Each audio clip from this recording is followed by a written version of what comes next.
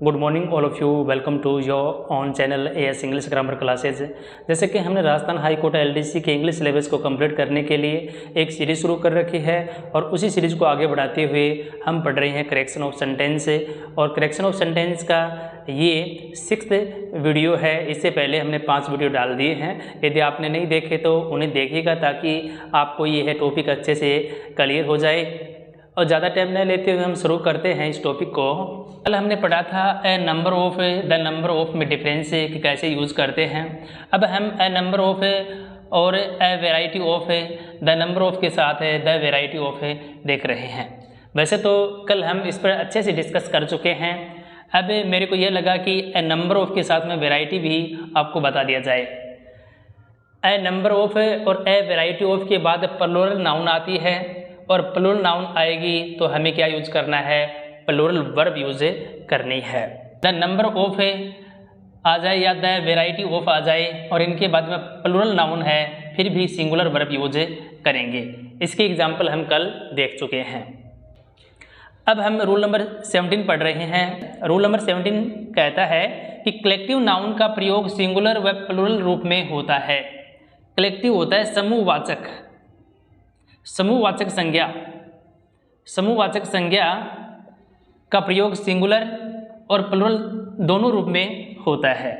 तो आपको ये पहचान करनी है कि अब ये सिंगुलर है या प्लूरल है, उसके अकॉर्डिंग ही हमें वर्ब यूज करनी होती है। और ये नीचे दी गई ये कलेक्टिव नाउन है, समूहवाचक संज्ञा है, इनसे प्रकट होता है कि ये प्लूरल है, लेकिन ये सिंगुलर भी यूज होती है और ये प्लूरल भी यूज होती है। कमेटी, समिति, जूरी, आर्मी, सेना, मोब भीड़ और भीड़ क्राउड भी होती है। काउंसिल सभा, मेजोरिटी बहुमत, फैमिली परिवार, ऑडियंस श्रोतागण, पब्लिक जनता, क्राउड भीड़, गवर्नमेंट सरकार, टीम टीम टीम या दल, क्रू चालक समूह है। ये सभी क्या है, कलेक्टिव नाउन है। और अब हम इनके एग्जाम्पल देखते हैं सिंगुलर और प्लूरल दोनों टाइप के। हम ये देखते हैं कि कलेक्टिव नाउन का प्रयोग सिंगुलर कब करते हैं और प्लूरल कब करते हैं।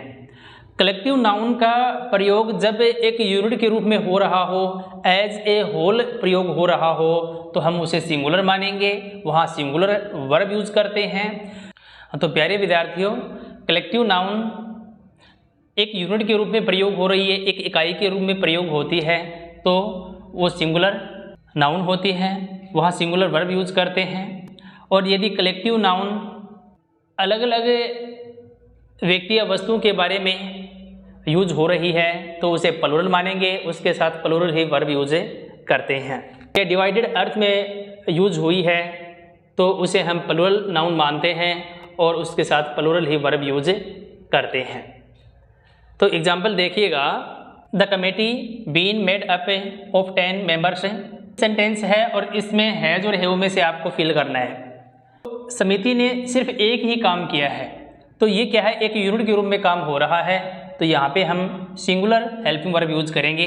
हैज और हैव में से सिंगुलर है हैज।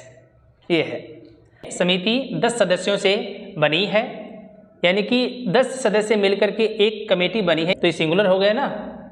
नेक्स्ट देखिएगा, my family an ideal one, मेरा परिवार एक आदर्श है। ठीक है, देखो यहाँ पे एन आ गया, यहाँ पे वन आ गया, ये संकेत कर रही है कि ये सिंगुलर है। मेरा परिवार एक आदर्श है, तो इज और आर में से हम इज यूज करेंगे। ये लो is. The government decided it, ये सरकार ने यह निर्णय किया है। तो यहाँ भी देखो इट से पता लग रहा है कि कोई एक ही काम है और उसका फैसला किया है सरकार ने, उसका निश्चय किया है। तो यहाँ पे भी हम हैज और हैव में से हैज यूज करेंगे। ये लो हैज, सरकार ने यह निश्चय किया है। अब देखो ये तो हमने सिंगुलर में यूज किया। जब ये कलेक्टिव नाउन किसी वस्तु या व्यक्ति के बारे में अलग अलग अर्थ में यूज हो रही हो तो वहाँ उसे हम प्लूरल मानेंगे। या फिर मैं ये कहूँ कि कलेक्टिव नाउन डिवाइडेड रूप में यूज हुई है, तब भी हम प्लूरल मानते हैं। The committee divided on this issue, समिति ने इस मुद्दे को बांट दिया है। अब ये समिति बांटने का काम कर रही है, डिवाइड करने का काम कर रही है, तो ये क्या हो गया, प्लूरल हो गया। इज और आर में से हम आर यूज करेंगे। ये लो आर। ठीक है, और यहाँ बांटने का मतलब है कि समिति के अंदर जितने सदस्य हैं उनमें इस मुद्दे को अलग अलग बांट दिया गया है। तब ये प्लूरल हुआ। माई फैमिली अर्ली राइजर्स, मेरा परिवार जल्दी उठने वाला है। ठीक है, तो यहाँ अर्ली राइजर्स, यहाँ पे राइजर होता तो सिंगुलर था, राइजर्स एस लगाया है तो प्लूरल है, पहचान गए। इसलिए इज और आर में से हम आर यूज करेंगे। मेरा परिवार सुबह जल्दी उठने वाला है, मेरे परिवार के सभी सदस्य जल्दी उठने वाले हैं। The government ready to do it, सरकार यह करने के लिए तैयार है। इसमें हम इज और आर में से यूज करेंगे, आर हेल्पिंग वर्ब यूज करेंगे। प्यारे विद्यार्थियों, मैं उम्मीद करता हूं कि आपको ये रूल अच्छे से समझ में आ गया है।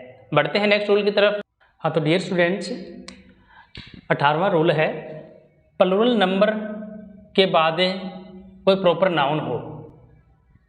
प्लूरल नंबर मतलब बहुवचन कोई संख्या, और प्रॉपर नाउन और उसके साथ में क्या हो, व्यक्तिवाचक संज्ञा, जिसमें व्यक्ति का नाम, शहर का नाम हो तो उसे व्यक्तिवाचक संज्ञा कहते हैं। और ये सिंगल ऑब्जेक्ट या फिर कलेक्टिव नाउन के रूप में यूज हुई हो तो हम सिंगुलर वर्ब यूज करते हैं। एसवी का मतलब है सिंगुलर वर्ब। एक बार फिर से बताता हूँ, बहुवचन संख्या के साथ कोई व्यक्तिवाचक संज्ञा हो और ये सिंगल कोई वस्तु के लिए, ये सिंगल कोई ऑब्जेक्ट के लिए या समूह है वाचक संज्ञा के रूप में यूज हुई हो तो वहाँ पे हम एकवचन संज्ञा यूज करते हैं या सिंगुलर वर्ब यूज करते हैं। फर्स्ट एग्जाम्पल है गुलिवर्स ट्रेवल्स, गुलिवर की यात्राएं, रिटन बाय स्विफ्ट, स्विफ्ट के द्वारा लिखी गई थी। तो देखो यहाँ पे गुलिवर है, ये व्यक्तिवाचक संज्ञा है, ट्रेवल से उसकी यात्राएं है, यात्रा है और ये बहुवचन में है, गुलिवर की यात्राएं। वैसे देखने में बहुवचन है लेकिन ये एक ही व्यक्ति के द्वारा लिखी गई हैं, तो यहाँ पे क्या है, समूहवाचक संज्ञा यूज हो रही है, सिंगल ऑब्जेक्ट को इशारा कर रही है, तो वोज और वर्ब में से हम यूज करेंगे वोज। गुलिवर की यात्राएं स्विफ्ट के द्वारा लिखी गई थी। The United states much forward in technology, technology का मतलब तकनीक होती है भी। संयुक्त राष्ट्र तकनीक में बहुत आगे बढ़ा है। ठीक है, ये यूनाइटेड स्टेट्स है, ये हमने आर्टिकल के अंदर भी पढ़ा था कि ये एक ग्रुप ऑफ स्टेट्स है, ग्रुप ऑफ कंट्री है। इसके साथ हम द आर्टिकल यूज करते हैं, ये पढ़ा था हमने। लेकिन यहाँ पे क्या है, एज इकाई यूज हो रहा है कि संयुक्त राष्ट्र तकनीक में आगे बढ़ा है, तो यहाँ भी क्या यूज करेंगे, इज। नेक्स्ट रूल है 19वां, ए पेयर ऑफ या फिर ए कपल ऑफ। पेयर का मतलब भी जोड़ा होता है, कपल का मतलब भी जोड़ा होता है ना। और इसके बाद में कोई प्लूरल नाउन हो, आपको स्ट्रक्चर बता रहा हूँ। ए पेयर ऑफ हो, उसके बाद में कोई प्लूरल नाउन हो, या फिर ए कपल ऑफ हो, उसके बाद में कोई बहुवचन संज्ञा हो, तो हम सिंगुलर वर्ब यूज करते हैं। ये स्ट्रक्चर है, ये पैटर्न है, ये आपको ध्यान रखना है। फर्स्ट एग्जाम्पल है ए पेयर ऑफ शूज, जूतों का एक जोड़ा, minimum 1000 rupees in this showroom, या जूतों की एक जोड़ी इस शोरूम में कम से कम 1000 रुपये कीमत की है।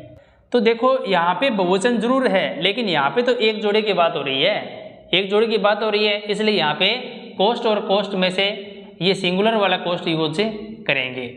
ये लो, नेक्स्ट एग्जाम्पल है a couple of teachers of my school near my house, मेरे विद्यालय का एक कपल टीचर्स मेरे घर के पास में रहता है। तो यहाँ भी सिंगुलर के रूप में यूज हुआ है, तो लिव्स यूज करेंगे, लिव्स। आज भी हमने 3 इंपॉर्टेंट रूल पढ़े, उनकी एग्जाम्पल को देखा, उनकी बारीकियों को समझा, उनको पहचानना सीखा। ठीक है, तो मैं उम्मीद करता हूँ कि आपको अच्छे से समझ में आया होगा। फिर भी कोई डाउट है तो मुझे कमेंट कीजिएगा, मैं ज़रूर आपको समझाने का प्रयास करूँगा, मेरा बेस्ट देने का प्रयास करूँगा। Thanks for watching, I will meet you in next video.